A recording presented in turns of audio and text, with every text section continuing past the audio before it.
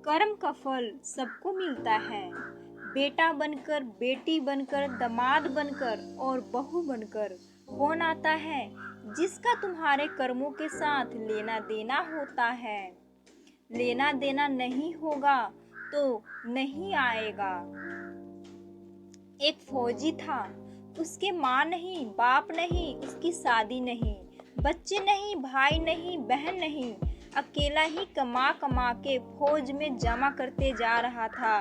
थोड़े दिन में ही एक सेठ जी जो फौज में माल सप्लाई करते थे, उनसे उसका परिचय हो गया और दोस्ती हो गई।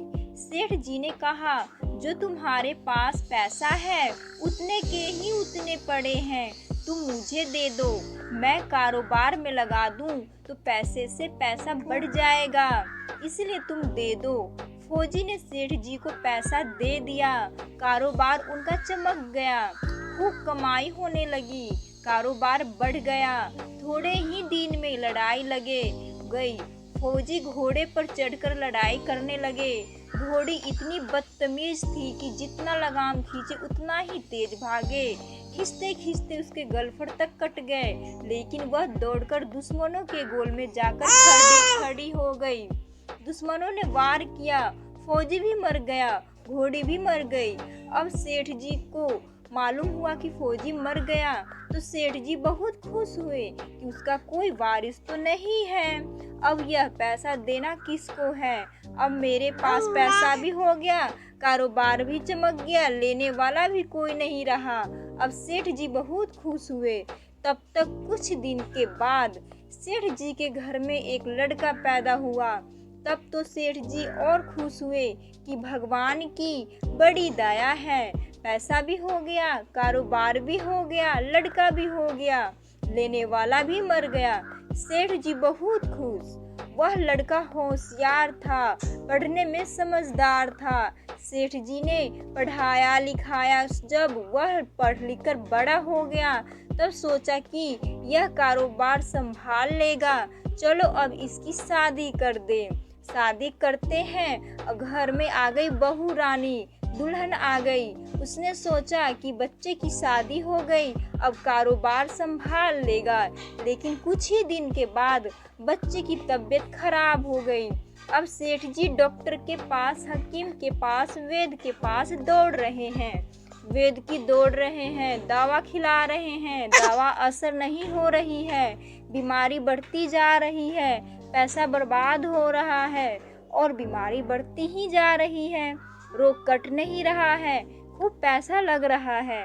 अंत में डॉक्टर ने कह दिया कि लाइलाज मज हो गया, अब इसको असाध्य रोग हो गया, यह बच्चा 2 दिन में मर जाएगा। डॉक्टर के जवाब देने पर सेठ जी निराश होकर बच्चे को लेकर आ रहे थे। रास्ते में एक आदमी मिला। कहा, अरे सेठ जी बहुत दुखी लग रहे हो। सेठ जी ने कहा, यह बच्चा जवान था, हमने सोचा बुढ़ापे में मदद करेगा, अब यह बीमार हो गया, शादी होते ही हमने इसके लिए खूब पैसा लगा दिया, जिसने जितना पैसा मांगा उतना पैसा लगा दिया। आज डॉक्टर ने जवाब दे दिया, अब बचेगा नहीं, असाध्य रोग हो गया, लाइलाज मर्ज है, अब ले जाओ, घर 2 दिन में मर जाएगा। आदमी ने कहा, अरे सेठ जी क्यों दिल छोड़ रहे हो, मेरे पड़ोस में वैद्य जी दवा देते हैं, 2 आने की पुड़िया खाकर मुर्दा भी उठकर खड़ा हो जाता है, जल्दी से तुम वैद्य जी की दवा ले आओ। सेठ जी दौड़कर गए और 2 आने की पुड़िया ले आए और पैसा दे दिए। पुड़िया लाए और बच्चे को खिलाए। बच्चों को खिलाते ही बच्चा मर गया। अब सेठ जी रो रहे हैं, सेठानी भी रो रही, बहू रानी और गांव के पूरा लोग रो रहा। गांव में शोर मच गया कि बहू रानी सेठ की कमर जवानी में टूट गई। सब लोग रो रहे हैं। तब तक एक महात्मा जी आ गए। उन्होंने कहा, भाई क्यों रोना धोना?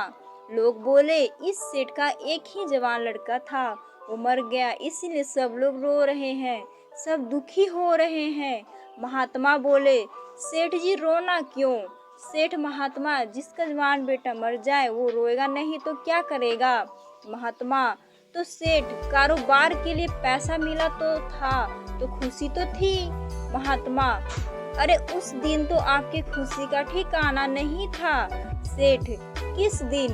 महात्मा, अरे जिस दिन फौजी मर गया, सोचा कि अब पैसा भी नहीं देना पड़ेगा, माल बहुत हो गया, कारोबार खूब चमक गया, अब देना भी नहीं पड़ेगा, बहुत खुश थे। सेठ, हाँ महाराज, खुश तो था। महात्मा, उस दिन तो आपकी खुशी का ठिकाना ही नहीं था, पता नहीं कितनी मिठाइयाँ बट गई। सेठ, किस दिन? महात्मा, अरे जिस दिन लड़का पैदा हुआ था। सेठ, महाराज, लड़का पैदा होता है तो सब खुश होते हैं, मैं भी हो गया तो क्या बात। महात्मा, उस दिन तो खुशी से आपके पैर जमीन पर नहीं थे। सेठ, किस दिन? महात्मा, अरे जिस दिन बेटा ब्याहने जा रहे थे। सेठ, महाराज, बेटा ब्याहने के समय हर कोई खुश होता है, मैं भी खुश हो गया। महात्मा, जब इतनी बार खुश हो गए तो जरा सी बात के लिए क्यों रोना।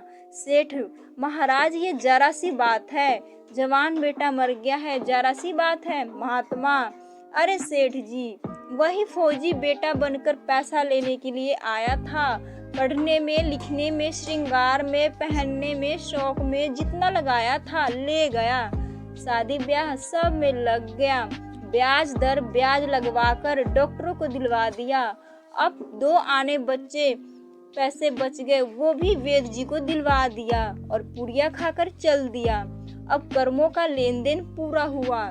सेठ जी ने कहा, हमारे साथ कर्मों का लेना देना था, हमारे साथ तो जो हुआ सो हुआ। वह जवान बहू रानी घर में रो रही है, जवानी में उसको धोखा देकर विधवा बनाकर चला गया, उसका क्या जुर्म था जो उसके साथ गुनाह करके चला गया। महात्मा बोले, ये वही घोड़ी है जिसने जवानी में उसको धोखा दिया, इसने भी जवानी में उसको धोखा दे दिया। वास्तु शास्त्र और कई शास्त्रों में और धर्म ग्रंथों में ऐसा ही बताया गया है कि कर्म का फल किसी न किसी बहाने मिल ही जाता है। तो फ्रेंड्स, आपको यह वीडियो कैसी लगी? अगर अच्छी लगी हो तो चैनल को सब्सक्राइब करना ना भूलें। धन्यवाद।